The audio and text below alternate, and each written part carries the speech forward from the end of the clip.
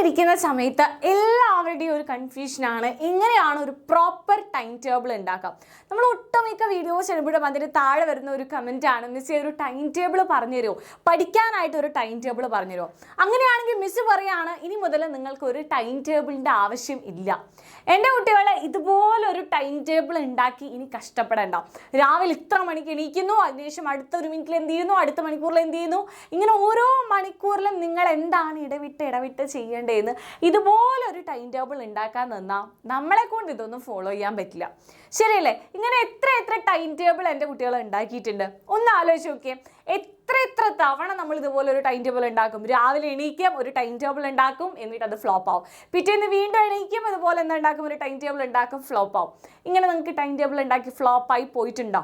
അതോ time table അനുസരിച്ച് എപ്പോഴും നിങ്ങൾക്ക് പഠിക്കാൻ പറ്റിയിട്ടുണ്ടോ, അതോ ഫ്ലോപ്പ് ആയിട്ടുണ്ടോ? നിങ്ങൾ ജെന്യുവൻ ആയിട്ടുള്ള ഒരു കമൻറ്റ് ഒന്ന് താഴെ നിന്നിട്ടെ. എല്ലാവരും വീഡിയോൻ്റെ താഴെ ഒരു കമൻറ്റ് ഇടാം. നിങ്ങൾക്ക് ജെന്യുവൻ ആയിട്ട് ഇതുപോലെ കേട്ടോ, മിസ് ഈ പറയുന്ന പോലെ രാവിലെ ഇപ്പോൾ ഇതാ 7 മണിക്ക് എണീറ്റു, 7 മണിക്ക് ഗെറ്റിംഗ്, അതിനുശേഷം നമ്മൾ ഏതും ഇത്ര മണി വരെ നമ്മൾ ബാത്റൂം പോകുന്നു, അതിനുശേഷം നമ്മൾ കുളിക്കുന്നു, അതിനുശേഷം നമ്മൾ എന്ത് ചെയ്യുന്നു, പഠിക്കാൻ വേണ്ടി ബുക്ക് എടുക്കുന്നു, കുറച്ച് സമയം ബ്രേക്ക് എടുക്കുന്നു, വീണ്ടും എന്താണ് പഠിക്കുന്നു, വീണ്ടും ബ്രേക്ക് എടുക്കുന്നു, TV കാണുന്നു, ഫോൺ എടുക്കുന്നു. ഇങ്ങനെ രാവിലെ മുതൽ രാത്രി വരെയുള്ള കാര്യങ്ങൾ ഓരോ മണിക്കൂറിലും എന്താണ് ചെയ്യേണ്ടത്, ഇതുപോലെ ഒരു ടൈം ടേബിൾ ഉണ്ടാക്കി നിങ്ങൾക്ക് ഫോളോ ചെയ്യാൻ പറ്റിയിട്ടുണ്ടോ ഇല്ലയോ എന്നുള്ള കാര്യം താഴെ നിന്ന് കമൻറ്റ് ചെയ്യാം. ഓക്കെ, ചിലപ്പോൾ നമ്മളെ കൊണ്ട് ഇതുപോലൊരു ടൈം ടേബിളൊക്കെ ഉണ്ടാക്കിയിട്ട് ഒരാഴ്ച അല്ലെങ്കിൽ 2 ആഴ്ചയൊക്കെ കൂടി പോയി നമ്മളെ കൊണ്ട് ഇത് ഫോളോ ചെയ്യാൻ പറ്റും. 1-2 ആഴ്ചയൊക്കെ ചിലപ്പോൾ നിങ്ങളെ കൊണ്ട് ഇത് ഫോളോ ചെയ്യാൻ പറ്റിയിട്ടുണ്ടാവാം. പക്ഷേ അത് കഴിഞ്ഞ് കഴിഞ്ഞാൽ ചിലപ്പോൾ 1 മണിക്കൂർ അങ്ങോട്ടും ഇങ്ങോട്ടൊക്കെ ഒന്ന് മാറും അല്ലേ? ചിലപ്പോൾ ഒരു മടുപ്പ് വരും. ഒരേ കാര്യം തന്നെ നമ്മൾ വീണ്ടും ചെയ്യുമ്പോൾ നമുക്കൊരു മടുപ്പ് വരില്ലേ? അങ്ങനെ നമുക്കൊരു മടുപ്പ് വരും. അപ്പോൾ നമ്മൾ വിചാരിക്കും, ഈ ടൈം ടേബിൾ ഒന്നും നടക്കാൻ പോകുന്നില്ല, ഇനി ഇതൊന്നും വേണ്ട, മാച്ച് കളഞ്ഞു, എല്ലാം മാച്ച് കളഞ്ഞു. വീണ്ടും പിറ്റേഴ്സ് വീണ്ടും അടുത്ത ടൈം ടേബിൾ ഉണ്ടാക്കുക, ഇതേപോലെ തന്നെ ഫ്ലോപ്പായി മാച്ച് കളഞ്ഞു. ഇതാണ് നടക്കുന്നത്. അതുകൊണ്ടാണ് മിസ് പറയുന്നത്, ഇനി ഇത് ആവശ്യമില്ല. പകരം എൻ്റെ കുട്ടികൾ ഒരു കാര്യം ചെയ്താൽ മതി, ദിവസവും 2 മണിക്കൂർ പഠിക്കും. അത്രമാത്രം നിങ്ങൾ ആലോചിക്കാം. എന്തൊക്കെ നടന്നോ, നിങ്ങൾക്ക് ചിലപ്പോൾ എന്തെങ്കിലും ഒരു ഫംഗ്ഷൻ ഉണ്ടാവാം, എന്തെങ്കിലും ഒരു കല്യാണം ഉണ്ടായിരിക്കാം, എന്തൊക്കെ പരിപാടി ഉണ്ടായിട്ടുണ്ടോ, ഞാൻ ദിവസവും 2 മണിക്കൂർ പഠിച്ചിരിക്കും എന്നുള്ള എന്തെടുക്കുക, ഒരു തീരുമാനം നിങ്ങൾ എടുക്കുക. ദിവസവും എന്ത് ചെയ്യണം, 2 മണിക്കൂർ പഠിക്കും എന്നുള്ളൊരു തീരുമാനം നിങ്ങൾ എടുക്കുക. അത് മതി, അത് മാത്രം മതി നിങ്ങൾക്ക് ഈ ഒരു വർഷം നിങ്ങൾ വിചാരിക്കുന്നതിനപ്പുറം ഉയർന്നൊരു സ്കോർ നേടാനായിട്ട്. അത് മാത്രം ഉണ്ടെങ്കിൽ നിങ്ങൾക്ക് എന്ത് ചെയ്യാൻ പറ്റും, നല്ലൊരു മാർക്ക് സ്കോർ ചെയ്യാൻ പറ്റും.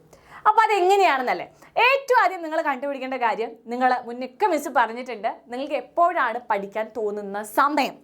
ഓരോരുത്തർക്കും അത് ഡിഫറെൻ്റ് ആണ്.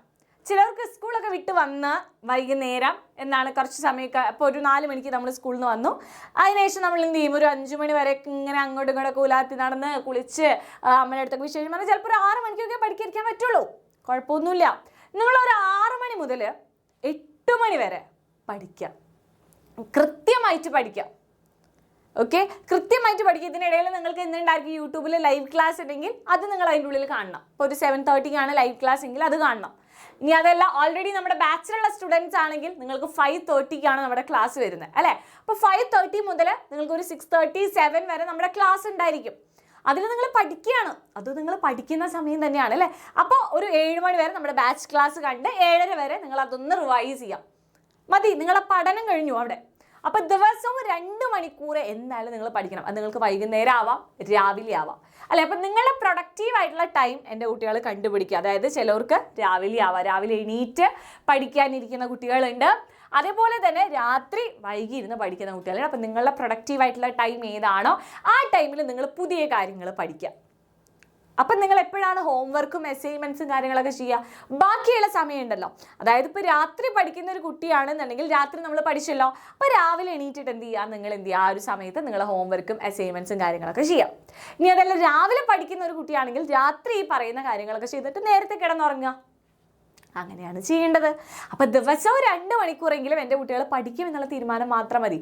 വേറെ നിങ്ങൾ അതിൻ്റെ ഇടയിൽ എന്ത് വേണമെങ്കിൽ ചെയ്തോ, പക്ഷേ ആ 2 മണിക്കൂർ പഠിക്കും എന്നുള്ള കാര്യം നിങ്ങൾ ഉറപ്പുവരുത്തണം.